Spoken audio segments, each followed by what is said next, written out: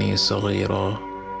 হে আমাদের রব, তাদের দুজনের প্রতি রহমত প্রদর্শন করুন যেভাবে তারা শৈশবে আমাকে লালন পালন করেছেন।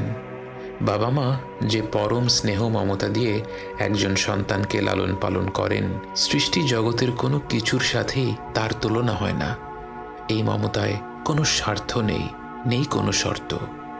যখন আমরা আল্লাহর কাছে বাবা মায়ের জন্য দোয়া করি, আমরা পৃথিবীর পবিত্রতম মমতার কথা উল্লেখ করে রব্বুল আলামিনকে বলি, আমার রব, আপনি এইভাবেই তাদের উপর রহম করুন। বাবা মায়ের জন্য এই দোয়াটি পবিত্র কোরআনের মাধ্যমে আল্লাহই আমাদের শিখিয়েছেন।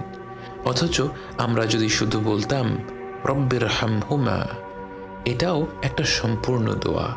এর অর্থ, হে রব, আপনি তাদের দুজনের উপর রহম করুন।